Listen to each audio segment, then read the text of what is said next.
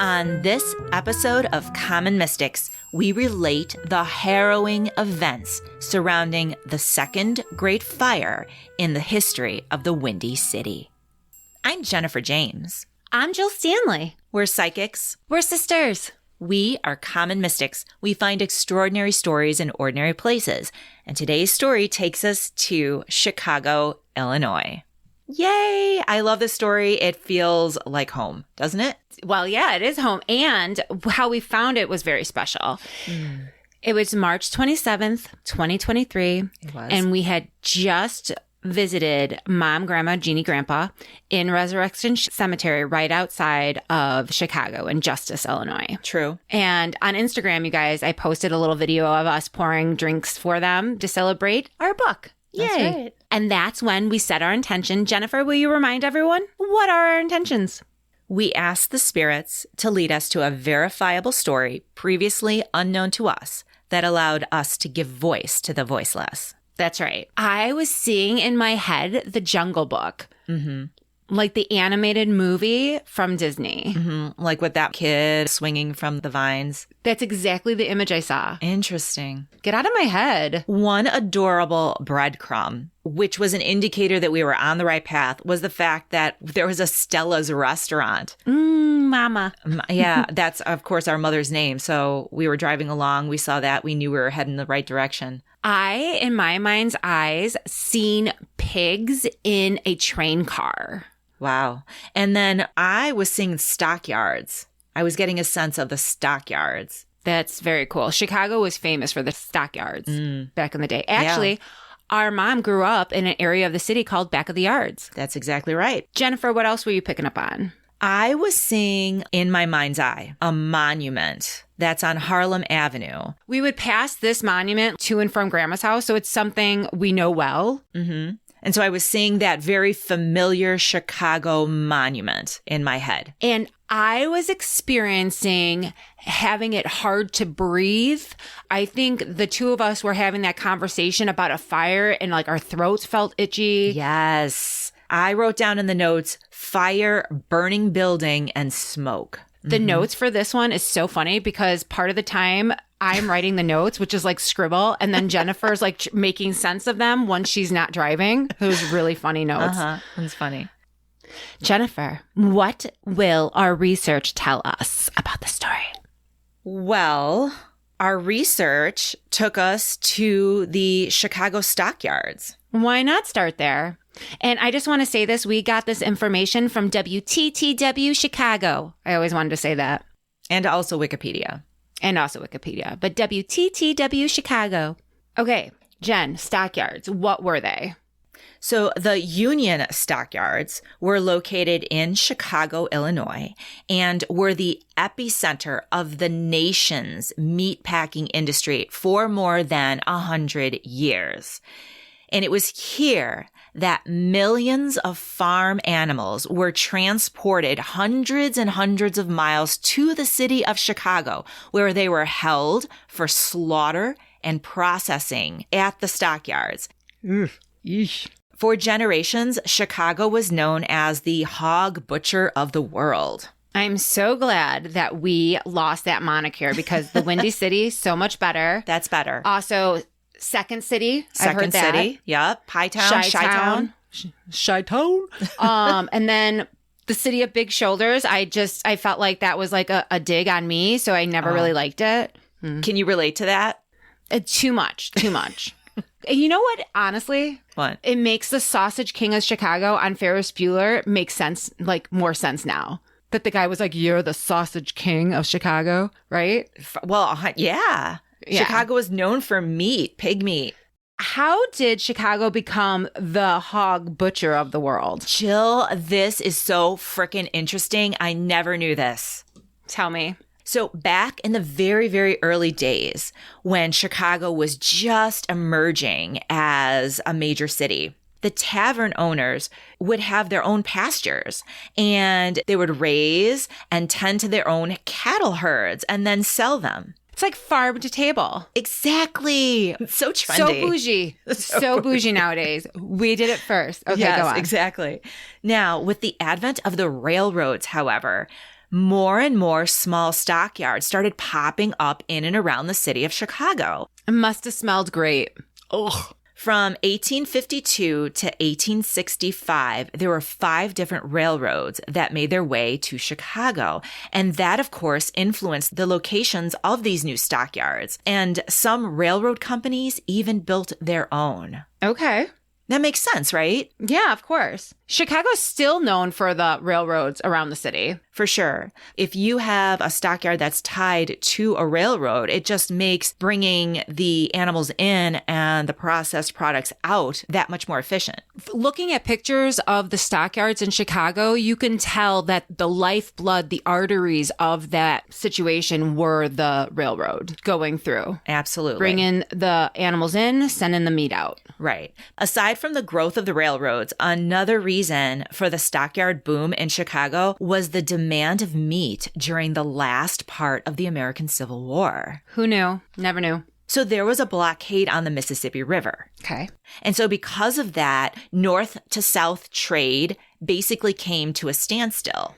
Now, the U.S. government needed to feed the northern troops. That was a big job. And they had bought these huge quantities of cattle and pigs so that they could feed their troops. The problem was, because the Mississippi was locked down, there were very few options for processing the meat out west. And so the government made use of the facilities already in place in Chicago. And so during the 1864-1865 winter butchering season, which was the last winter of the Civil War, the Chicago stockyards processed over 1,400,000 hogs. A lot of bacon.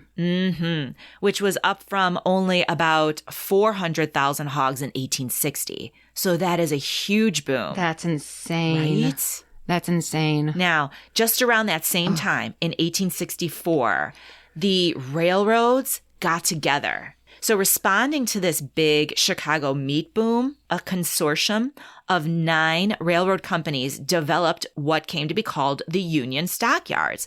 And it was designed to consolidate all of those small little plants into one large, efficient operation that would link the meat packing industry to the railroad lines. It really was something to see. I'm going to post something on our Instagram page because it is huge, this amount of square feet that the stockyards in Chicago occupied. And it looked like a very well laid out operation, which is Small terrible town. because we're talking, it was a small town. Yes, absolutely. But it's terrible because it really is an operation just to kill the animals. You know what I mean? So it kind of sucks. Well, to kill and process and feed people. Well, Yes, but it must have been horrific. See, I'm the kind of person, I don't want to know how my burger got in front of me. I don't want to know about the hot dog. I'm going to eat it. I'm going to eat it. I don't want to know about it. I don't want to know their backstory. Exactly. That's why I don't like fishing. I don't want this animal looking at me in the eyes while Chad's like, well, let's clean it. And that's just a lot of work. Exactly. It's just so much work. Right. Anyway. The stockyards continue to grow over the years, propelled by advancements in railroad transport and refrigerated rail cars. You know what's interesting about the United States is that we have one of the best infrastructures for freight, but shitty infrastructure for like sending humans on trains. Is that right? Yeah, it's true. I love it. By 1921, the stockyards employed 40,000 people and occupied more than a square mile of Chicago's South Side. Ridiculous. From 39th Street to 47th Street and from Halsted to Ashland, Chicago had become the meat processing center of the world. And we have a very strong connection to these streets. That's literally our mother's neighborhood. It's crazy. Stay tuned for the detours because we're going to get personal, guys, about this neighborhood and about how if the stockyards never existed in Chicago, Jennifer and I wouldn't be here. That is a true statement. So dramatic. So check that out on Patreon on our detours. What tiers? Tiers 2 and above. Thanks. So here you have the city of Chicago, and right on the south side, you have animal pens and barns and slaughterhouses and different facilities for processing meat and distributing meat products. The stockyard played a crucial role in the meat manufacturing history, and it was major for the city of Chicago during the 19th and 20th centuries. That makes sense. So this is a big deal. Chicago, there is meat packing happening all around us. How did it Because they're not there anymore. Where did it go? There was a decline in the stockyards. After World War II, transportation and distribution practices began to change, and it became cheaper to raise and slaughter animals in the same location rather than transporting them to one large hub in Chicago. Right. So the whole process changed. The industry became decentralized, and that's when the Chicago stockyards began to fade. When you were saying for generations they were shipping animals into Chicago, I didn't want to say anything, but I was like, there was an easier way, folks. But at the time, right? Right. Go on. And the Chicago stockyards were officially closed in 1971. Damn, that's later than I thought. Can you tell me what the conditions were like to work in the stockyards around, I don't know, the turn of the century, early 1900s? Can I just tell you, I really don't want to know, but I'm doing it for the story. It's in the outline. Okay? You have to ask me that question. I'm doing it for the story. Oh. You can imagine the workers had very long hours. Many of them started around 3 a.m. Oh, God. And of course, the job demanded a lot of physical exertion. People had to herd the cattle and slaughter the animals and then process the meat for distribution. And of course, this work was grueling, and it was often performed in cramped and unsanitary conditions. I just want to say, when I was working at a fast food restaurant, I could never eat there. I know. You know what I mean? Yes. I would Where did you there's work? no way. I don't want to say it. Was it a burger place? Yes, exactly. Okay. So you would have the smell. Yes. Can you imagine the smell? No. No. Yes and no. No. Oh my God. No. And the flies. Stop it right now. You're the one who told me to talk about this shit. I told you I didn't want to go here. Okay. Also, safety. It may be nasty, but the safety was top notch, right? So at least you can rely on the safety conditions around the facilities. You're hysterical. Safety was an afterthought. Oh. Because it was a very fast-paced environment. Yeah, you have animals running for their lives. Yes. Fuck yeah, it was. Workers faced a lot of hazards, and there were really no safeguards or regulations in place at the time. And the workers lacked proper protective gear, and so many of them were vulnerable to injury and illness. Oh my God. Yeah, that's just nasty. Oh. So handling livestock presented some constant risks. I'm just seeing a bullfighter in my head for some reason, right? Well, they're huge animals. Pigs and cows are huge, massive animals. And pigs can be mean. Oh, they are mean. Yeah. And if they get agitated or frightened, they could trample you to death for sure. Wait a second. Jen, on the detours, and make a note of this, we need to tell Dennis's father's story about the pig. Do you know what I'm talking about? Yes. Okay. Mom. Okay. Continue. And pigs are mean story. Mom and pigs are mean story. That's so far the outline for our detours. Okay, continue. Okay. So handling livestock was a problem, you say? Contained a little bit of risk. It wasn't fun and it wasn't safe. And it was probably really messy. If it was fun, you're going to get your heart broken. If you met an animal you really liked and it was oh, fun, flower.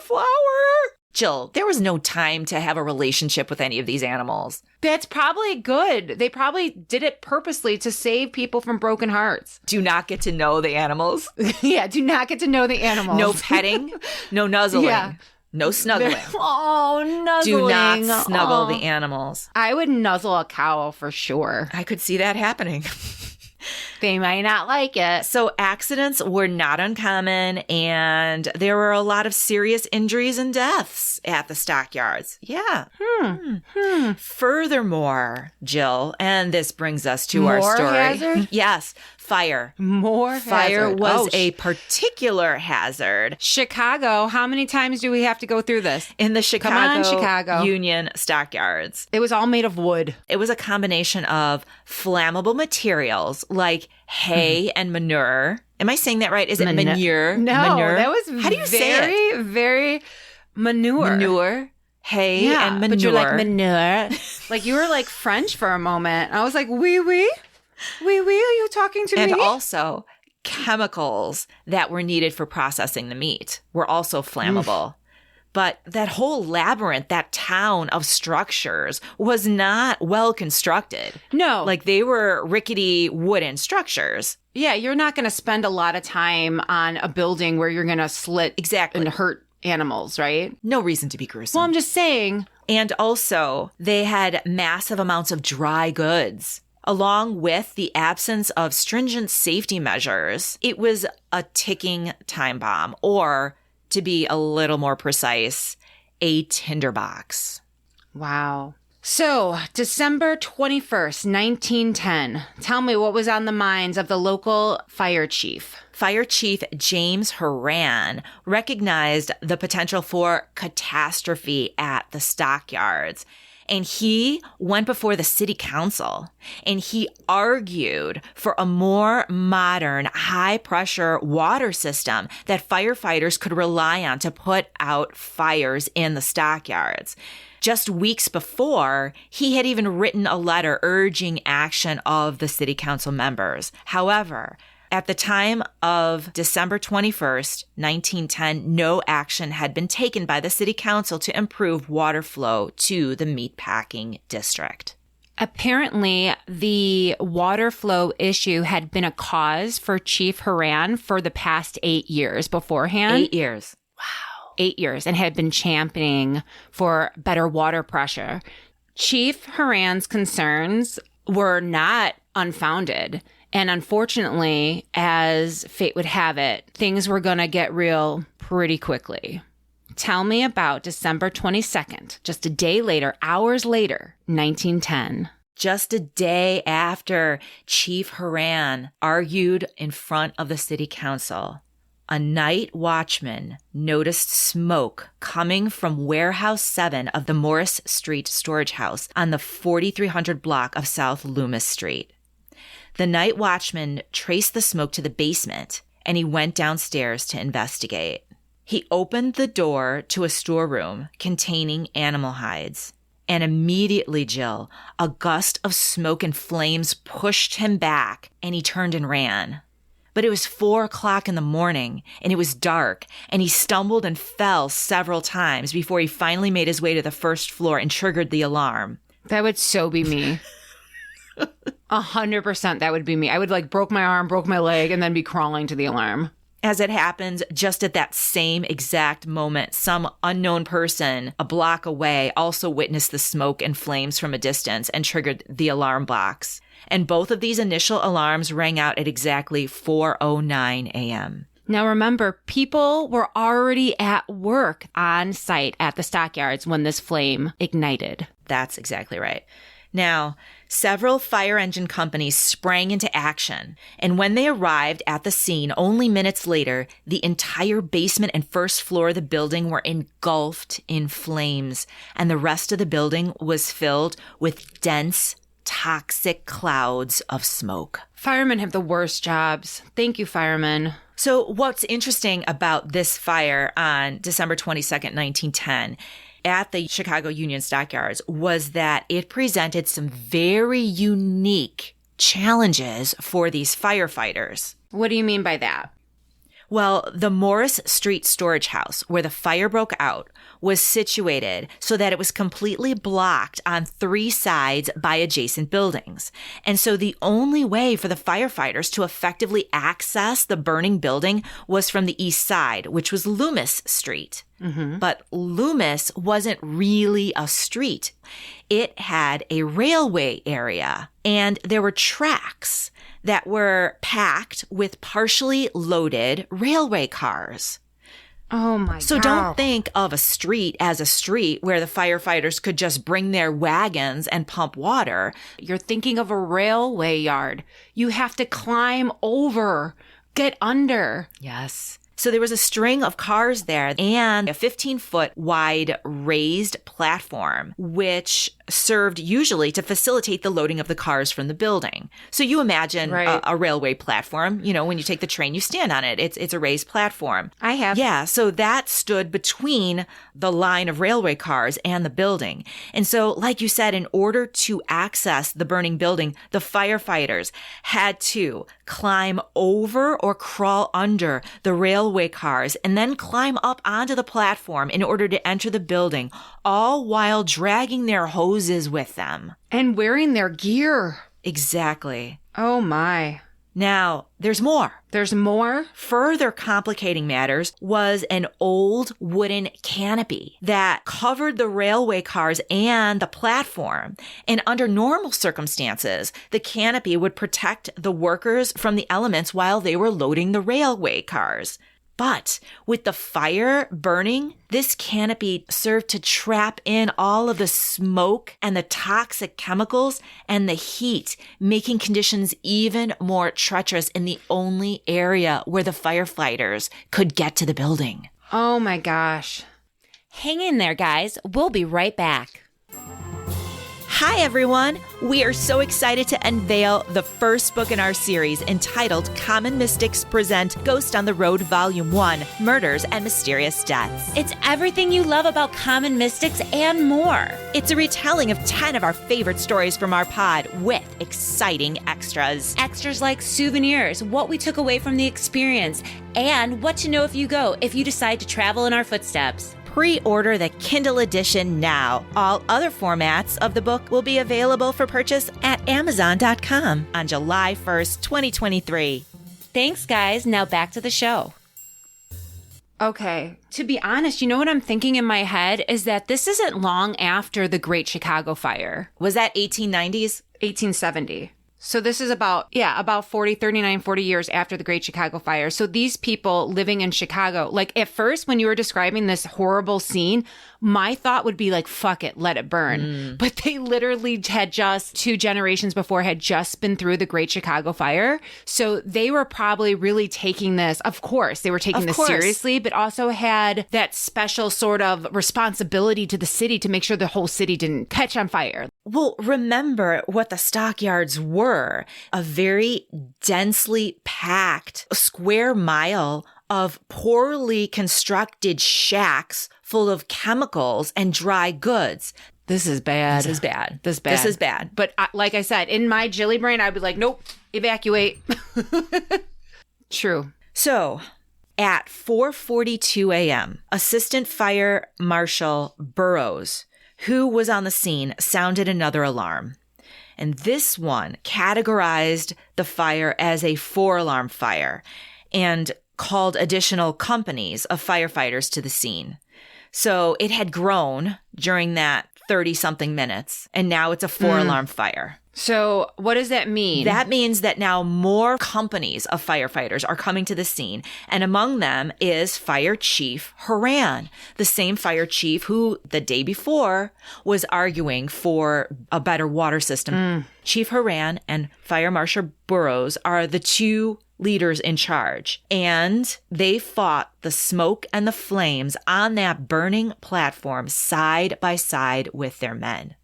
And the newspapers talk a lot about these 2 men in that they weren't the type of leaders who gave orders and then stood back in safety. They were leading their men into this inferno. They're really heroes. Firefighters from 8 different companies were scattered across that platform that I described.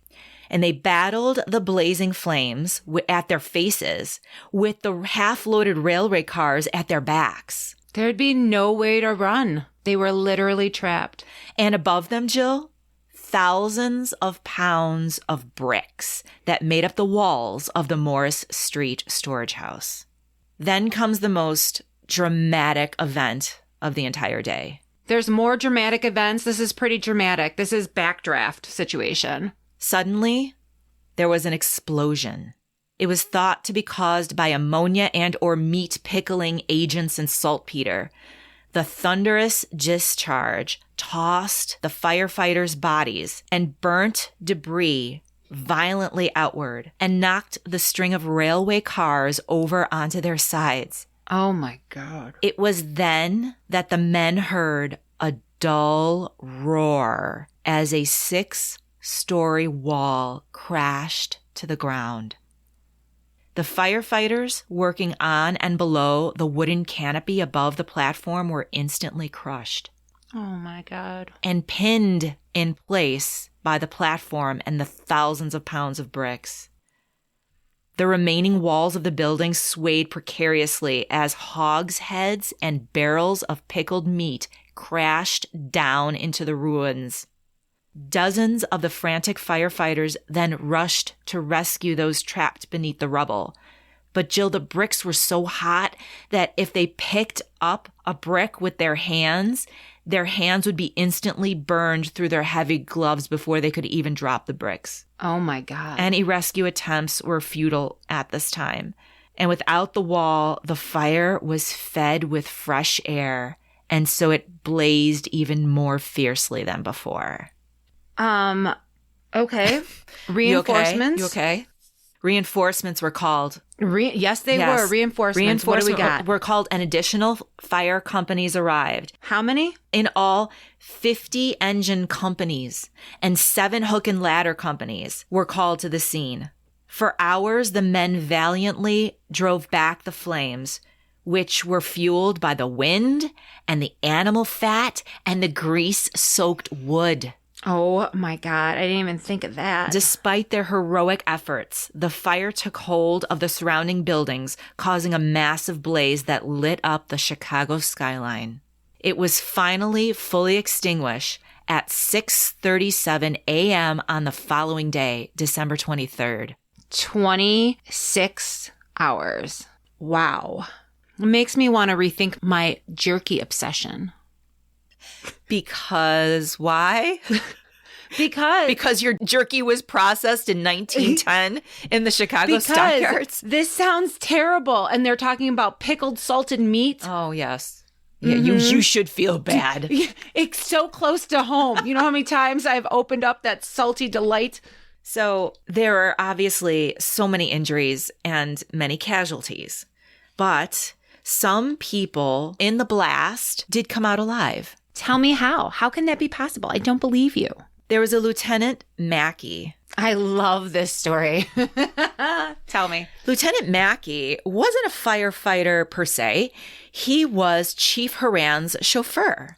He had driven the chief to the fire that morning. Yeah, because Chief Horan was in bed. Like, he was at home, so he had to get his driver. Yeah, so his chauffeur drove him. And Lieutenant Mackey, the chauffeur, was told to climb up on top of the canopy to assess the situation. Apparently, he was near the chief when the catastrophic blast occurred, but the force of the explosion propelled him out of range of the falling bricks. Wow. And so his leg was broken and he was badly bruised, but he was safe from the collapse and he ended up living. Oh, that's amazing. Can we talk about the fact that he was a driver and someone told him to get up on top of the platform and check out the burning building and report back? Yeah. Like, if you were a driver, what would you have done? It's bad. I can tell you from here. Like, what? Like, why do I need to climb up there? Like, shit's on fire, bro. Still burning. Like, what does that even mean? Oh my God. You know, that to me just goes to show that they were outnumbered. Like, the fire had them. They were asking everybody to help. Yeah. All hands on deck. Wow. Tell me another story of someone who was saved by the blast. Captain McGrath was a firefighter and he was blown to the edge of the debris field when the blast occurred. And he lay there with a fractured leg unnoticed for some time because he was completely camouflaged by the dirt and the soot before he was found and treated for his injuries. Oh my God. Okay, here's another one. Lieutenant Berkeley was another firefighter. During the explosion, he was blown off the platform underneath a railway car and he was knocked out. Wow. And when he came to, lying dazed under a railway car, he crawled out and went back to work fighting the fire. 2 hours later, he was seen still stunned but holding onto a hose. My goodness. Very heroic. All these men are extremely heroic. However, I have to give you some bad news. This whole story has been bad news, Jennifer. And including I'm rethinking my jerky. So there were some notable deaths, unfortunately. Captain Dennis Doyle was captain of Company 39. His son, Nicholas Doyle, was a truckman for Company 18.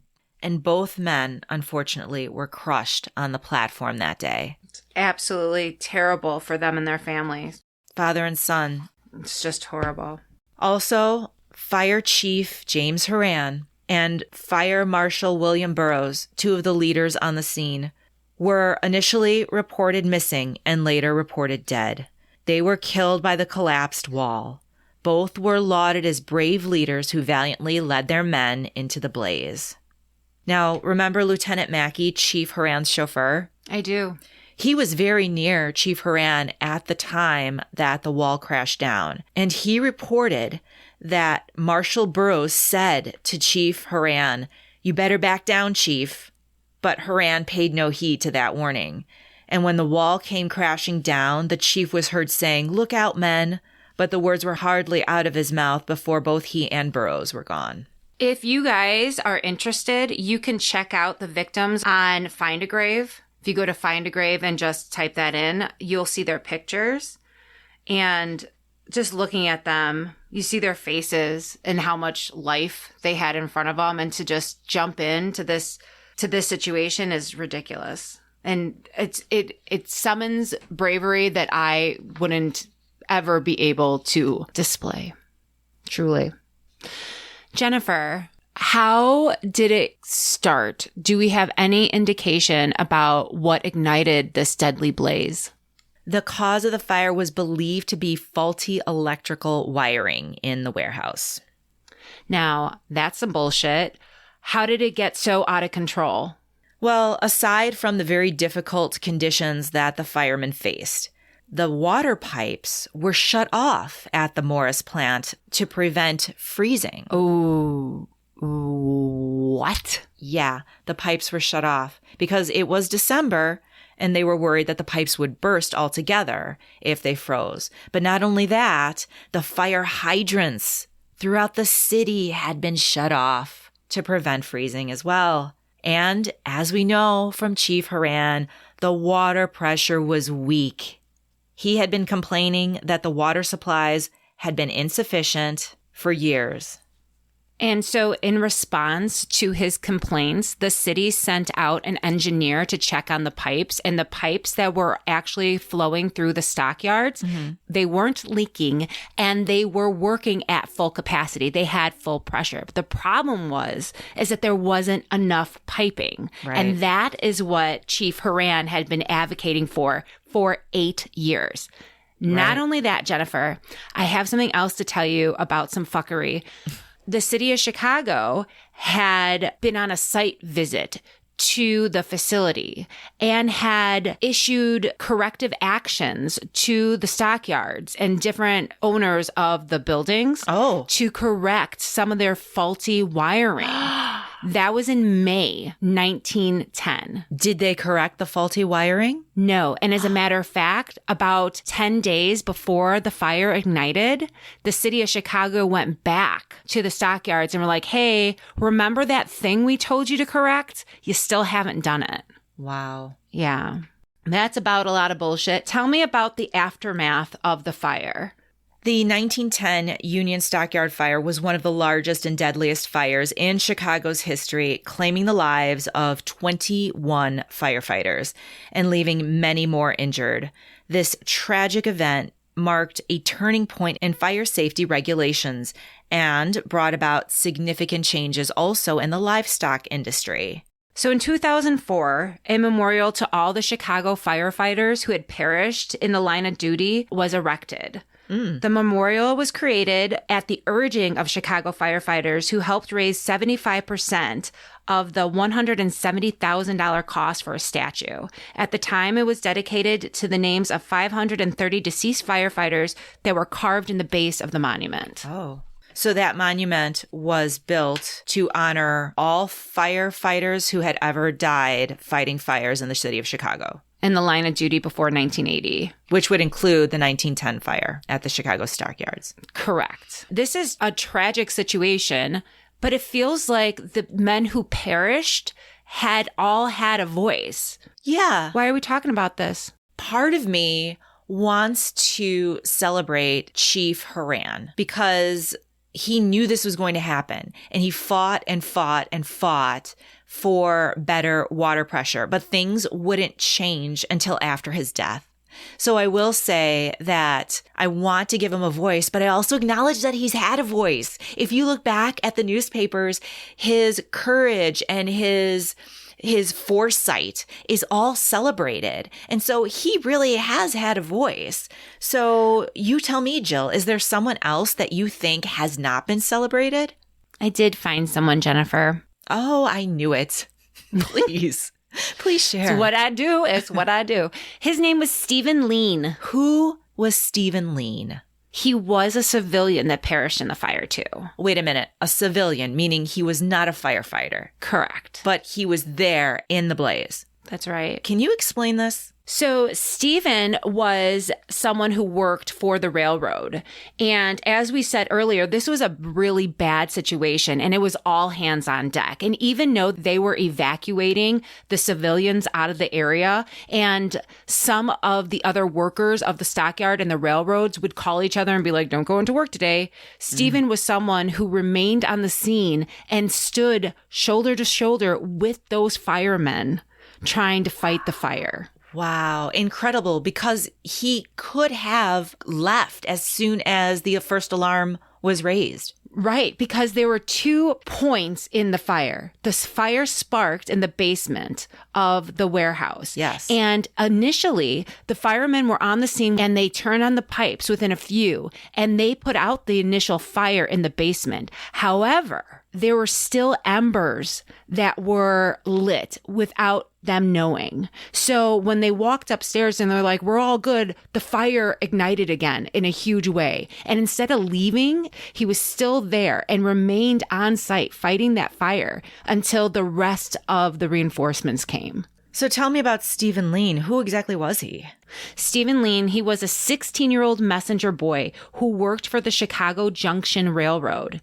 He was born to Irish immigrants Patrick and Marie Roach Lean on the 18th of September, 1894. His life was nestled in the heart of the Chicago area, specifically at 513 West 42nd Place. He was the eldest among his siblings. The children shared a multilingual household, speaking both Irish and English, a testament to their rich heritage. Stephen's life was intricately woven with the rhythms of rail tracks and the hustle of the stockyards. His father, a railroad clerk, and his younger brothers, future railroad employees, shared that connection. Stephen's story, however, turned tragic on December 22nd, 1910, when we believe he bravely fought to help contain the blaze, shoulder to shoulder with the firefighters. The young boy with an Irish name meaning Little Star was tragically extinguished in the fire at the Nelson Morris Warehouse No. 7. The building, standing between 43rd and 44th Streets and Loomis, was consumed by one of the most devastating fires in Chicago history, taking our Little Star with it. Wow. So how did you learn about Stephen Lean? Was he written about in the paper? He was written about in the paper, but he was not honored as a hero who stood the line with the professional heroes, I would say. I see. And the information about his choices and his actions during that fire, those are coming not from accounts in the newspaper, but from your psychic intuition, correct? The accounts in the newspaper say that he was a civilian killed. And that's it. That's it. Got it. But me researching who he was, where he worked, I had gotten factual information that he worked for the railway.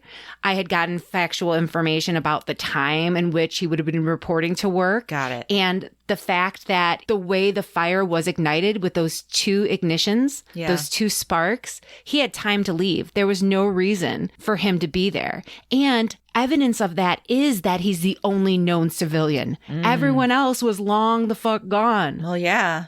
And no Clearly. shame in that game. I wouldn't even know. I would have been gone too, but not Steven. 16-year-old Steven stood there and helped where he could the firemen. So I'm glad that we're giving 16-year-old Steven a voice. Do you like his little eulogy? I do. Well done, Jill. Thank you for writing Thank it. you. So let's talk about how we got here. Let's transition to the hits. Jennifer, hit me up. What do we got? Jill, I'm a little stumped by this whole Disney Jungle Book reference. Can you enlighten me on what on earth that has to do with the story? Jennifer James. Yes. Yes, Jill Stanley.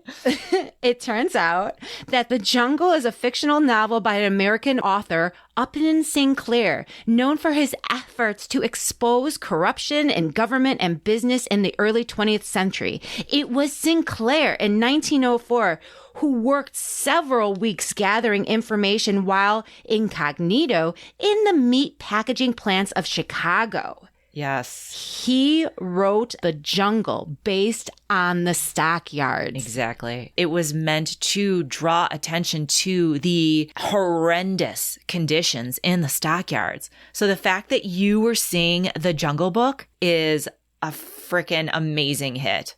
That is so crazy. And I remember when I found it, when I was looking in the newspaper, or I was reading about the history of the stockyards, and I was like, holy shit. And I like FaceTimed you, and you were like, yeah, I read it. I'm like, I've never heard of that in my life. That's so crazy. That is What about 100% crazy. when we were on the road and we saw a Stella's restaurant and we knew we were in the right place because Stella is our mother and she was kind of telling us, hey girls, you're on it. Well, not only that, Jennifer, our mom's name, Stella, means little star, just like Stephen's Irish translation. Aww. Mm-hmm. There's another mom connection to this story too. There is. You want to tell the people? The fire started on December 22nd, which happens to be our mother's birthday. That's so crazy. Oh. So not only was it a breadcrumb, but it was actually taking symbolisms from their story. Yes, yes. They were hits as well as breadcrumbs. Yes, exactly. And when you were seeing pigs transported by rail, that seems to be pretty obvious. Pretty literal. Yes, exactly. As your hit, the stockyards. Exactly. Very, very literal. Also, the fire, the difficulty breathing, the feeling of smoke in a burning building, all very, very literal hits. Very, very literal. Okay. But, Jen, tell me about your Harlem monument in your mind's eye. Well, what I saw in the car was a vision of a monument that I had driven past for years, but it doesn't have anything to do with this story because the monument that I was thinking of is like a monument to Lewis and Clark. So what does that have to do with the story? Because the firemen in 2004 were honored by the erection of another monument. But after 1910, there's no mention of Stephen anywhere. Not on the monument in 2004. It's just that he died in the 1910 fire. He's not honored at all. Wow. So the monument is significant because it's a metaphor for the fact that many were honored, but one at least was not. That's right. Wow. Oof. Conclusion? In conclusion, did not know about this fire at all, by the way, even though not only are we from Chicago, but our mom lived on these streets. Never knew No. that this ever happened. And it is known, by the way, as the second Great Chicago Fire because it was the second Great Chicago Fire after the first one in the 1870s. So, bam. So bad on us. We're bad Chicagoans. Do you want to tell the people where they can find us? Oh my gosh, you guys. Yes. Continue to email us at commonmystics@gmail. Check out our website at commonmystics.net. Find us on all the socials at Common Mystics Podcast. Listen in wherever you're hearing your favorite pods. And wherever you're listening, please leave us a positive review and also like, subscribe, and share us with your friends. Yay! Thank you guys. Thank you. Love you. Bye.